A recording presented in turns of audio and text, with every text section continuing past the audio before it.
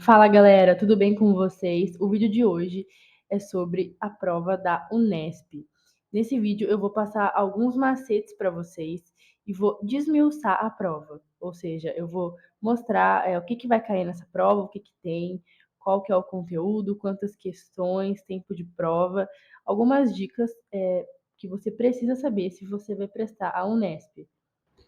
Bom, e se você vai prestar a Unesp, você precisa saber que ela tem um dos vestibulares mais concorridos do país, que acontece todos os anos entre os meses de novembro e dezembro. Eu já fui aprovada algumas vezes no vestibular, entre eles a USP, a Unesp e federais, sempre obtendo boas qualificações, sempre passei de primeira chamada e algumas vezes eu consegui alcançar, inclusive, a primeira e a quinta posição, como foi o caso da USP e da Unesp.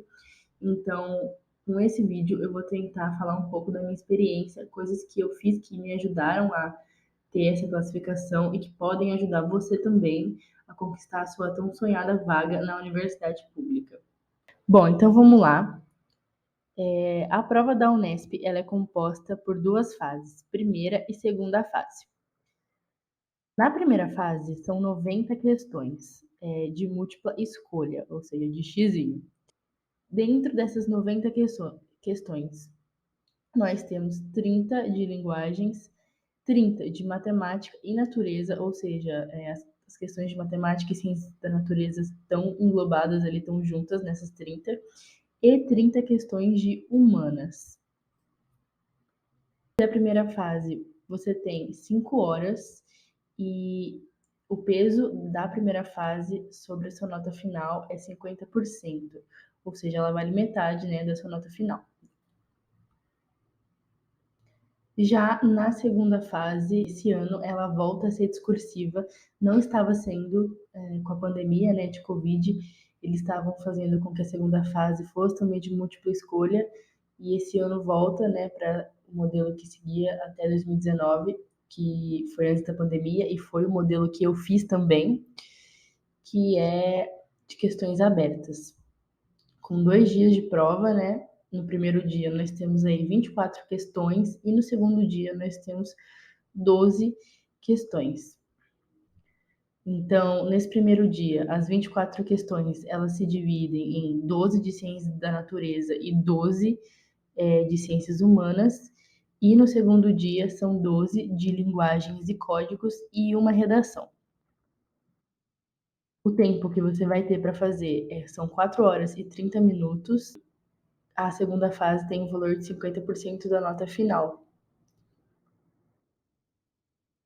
Agora falando sobre a redação. A redação vale 28 pontos, o que faz com que as questões abertas ali, discursivas da segunda fase, valham 72, né? Fazendo a somatória vai dar 100. Na redação, o gênero é dissertativo e não tem a necessidade de você propor uma intervenção, bem como é no Enem. Nessa redação, que eu vou falar melhor um pouquinho mais para frente, você deve defender um ponto de vista. Agora vamos entender um pouquinho como que funcionam as notas. Na primeira fase, para você saber quanto que sua nota vai ficar, você tem que fazer o número de respostas certas vezes 100 dividido por 90. E aí você vai ter a sua pontuação, né, da primeira fase. E já na segunda fase, como eu disse anteriormente, as discursivas valem 72 pontos e a redação 28 pontos, totalizando aí 100 pontos, né? E a nota final vai ser a média, né, aritmética simples das duas fases, da primeira e da segunda fase. Então, é a prova de conhecimentos gerais, mais a prova de conhecimentos específicos e a redação dividido por 2. E isso vai dar a sua nota. E uma coisa que vale a pena a gente destacar é que alguns cursos, como o curso de música, ele tem prova de habilidades, né? E aí é um pouquinho diferente do que eu tô mostrando aqui, mas eu não vou falar disso nesse vídeo. Depois eu vou fazer um vídeo falando só sobre a parte específica aí de habilidades para alguns cursos. E o que acontece, né, já que a gente tem aí uma primeira fase que vale 50% e uma segunda fase que também vale 50%. O resultado disso é que na prova da Unesp, geralmente passa uma maior quantidade de pessoas para a segunda fase, quando comparados com outros vestibulares, como é o caso aí da USP e da Unicamp. E outra coisa que vem com isso é que as notas de corte acabam sendo um pouquinho menores quando comparadas aos outros vestibulares, o que passa a impressão de que a prova da Unesp é mais fácil, mas não se engane, já vou falar no próximo slide sobre isso. A segunda fase, ela convoca aproximadamente 10 vezes o número de vagas disponíveis no curso. Então, se o seu curso tem 60 vagas, vai convocar 600 pessoas aí para fazer a segunda fase. Bom, como eu estava falando anteriormente, apesar da Unesp convocar um maior número de pessoas para fazer a segunda fase e ter notas de corte menores, você precisa pontuar muito bem nas duas fases, já que elas valem a mesma porcentagem, né? 50-50. Mas vale destacar que, diferentemente de outros vestibulares, em que se a nota de corte for, por exemplo, 56 e você fizer ali 59, você vai para a segunda fase, e é na segunda fase que vai ser mais decisivo. Na Unesp, como as duas fases têm a mesma porcentagem de peso, quanto melhor você pontuar na primeira fase, ou seja, quanto mais longe você ficar da nota de corte, maior vai ser sua nota e você consegue ir para a segunda fase já mais garantido de conseguir ali a sua classificação, né? Duas estratégias que são fundamentais para essa prova. A primeira é que você deve dominar não só as específicas, mas todas as matérias. Quando eu digo todas as matérias, todos os tópicos principais que costumam cair na Unesp, porque você vai precisar disso, né, para garantir aí que você faça a maior quantidade de pontos possíveis na primeira fase, e também porque a segunda fase da Unesp, ela cai todas as matérias, diferentemente da USP, por exemplo, que se você é de biológicas, vai cair para você ali as matérias de biológicas, nas específicas, na Unesp não, na Unesp cai todas. Então, se eu vou prestar biológicas, eu também tenho que saber de história, eu também tenho que saber de geografia, e assim por diante. Então, você precisa saber um pouco de tudo, dos principais tópicos, para garantir que você tenha ali uma chance de sobressair aos seus concorrentes e dominar, né, os assuntos mais cobrados da sua área é primordial, porque a gente entende que o pessoal que está prestando, por exemplo, medicina, enfermagem, biologia, engenharia, matemática, enfim. O pessoal que está prestando essas matérias geralmente também é bom, né, nas específicas ali. Então, tipo, o pessoal que presta MEDVET geralmente costuma ser muito bom em biologia, física, química.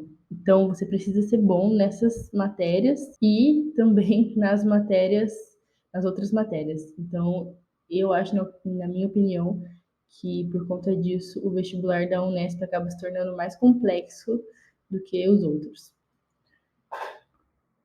Bom, outro ponto é que a Unesp ela não cobra uma lista de obras específicas, igual tem na USP, mas ela cobra que você saiba sobre as escolas literárias, sabe?